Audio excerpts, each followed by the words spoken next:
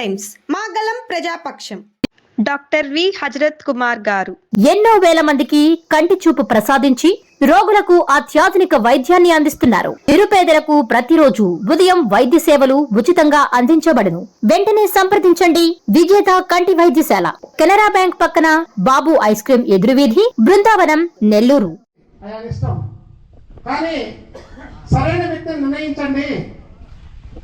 సరైన వ్యక్తిని నిర్ణయిస్తే అందరికీ బాగుంటుంది. ఒక సీనియర్ వ్యక్తిని నిర్ణయించండి.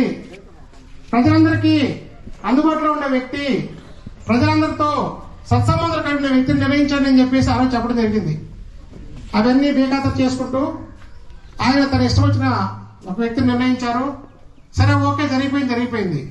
కానీ ఈ జరిగిన క్రమంలో సార్ రాజారెడ్డి గారు, మీరు ఎవరైతే కన్వీనర్ నిర్ణయించారో వారు ఏ పార్టీ?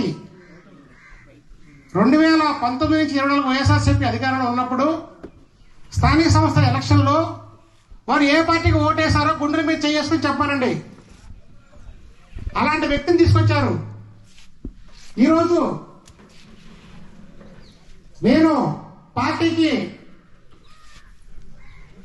అగనెస్ట్ గా ఈరోజు ఈ మీటింగ్ పెడతానని చెప్పేసి విష ప్రచారం చేసి అందరినీ బెదిరించే కార్యక్రమం చేపిస్తున్నారు. మరి మీరు చెప్పారో లేదో తెలియదు, కానీ ప్రస్తుతం ఉన్న మండల కన్వీనర్ ఏదైతే ఉందో ఆ కన్వీనర్ అందరూ ఫోన్ చేసి అక్కడ జరుగుతున్న మీటింగ్ వెళ్ళకూడదు అన్నట్టు బెదిరించి స్టార్ట్ చేశారు. సార్, నేనేం తప్పు చేశా? రాజగోపాల్ రెడ్డి గారు, నేనేం తప్పు చేశాను? మీ ఎలక్షన్ కోసం రాత్రి మూడు కష్టపడడం నేను తప్పు చేయడమా? నేను నిజాయితీగా పనిచేయడం నేను తప్పు చేయడమా? కార్యకర్తల్ని కాపాడుకుంటూ, ప్రతి క్షణం కార్యకర్తలను కాపాడుకుంటూ, అటు ఆర్థిక ఇబ్బందులు కానీ, గ్రామాల్లో ఇబ్బంది కానీ, ప్రతి ఒక్కటి ఎవరికి ఆరోగ్యం బాగలేకపోయినా ప్రతి ఒక్కరికి ముందు నడిపించుకున్న దానికి నేను తప్పు చేశానా? ఏ రోజైనా పార్టీకి క్రమశిక్షణ తప్పి నేను ప్రవర్తించానా? పార్టీ క్రమశిక్షణ తప్పిన వాళ్ళని అవసరమైతే ఎదుర్కొన్నాను. ఇప్పుడు ఎదుర్కొంటా, ముందు ఎదుర్కొంటా.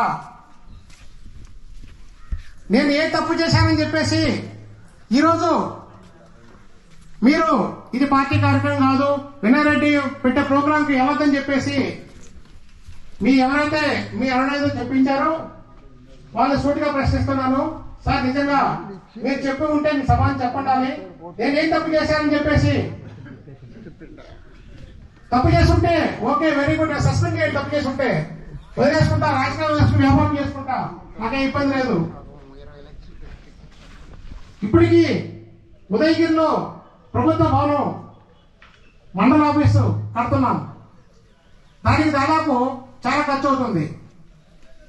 అందులో అంటే ఒక 5 సంవత్సరాల పాటు ఎంపీపీగా మనం పనిచేసినప్పుడు మన చరిత్రలో ఇంకో 10 సంవత్సరాల తర్వాత ఈ తిరిగి 5 ఏళ్ళు గుర్తు తెచ్చుకున్నప్పుడు మనం ఏం చేశాము అనేది గుర్తుండడానికి కనీసం ఒక్క పనైనా మంచి పని చేయాలని చెప్పే ఉద్దేశంతో నేను కంకణం కట్టుకొని ఆ పని చేపిస్తున్నాను.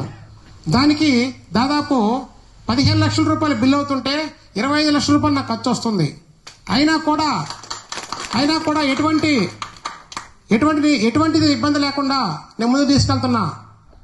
ఇలాంటి వ్యక్తిత్వం నన్ను మీ కుటుంబాన్ని నమ్ముకొని మీ కుటుంబం కోసం పాటుపడుతూ మేము ఏ రోజు మీ కుటుంబాన్ని దాటి పక్కకు పోయి పనిచేసింది లేదు.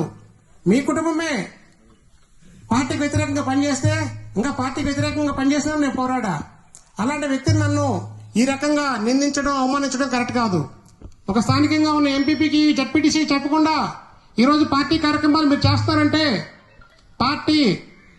పార్టీని ఎవరు భ్రష్టు పట్టిస్తున్నారు? పార్టీని ఎవరు నిర్వీర్యం చేస్తున్నారు? మీరు ఆలోచించుకోవాలి. అలాగే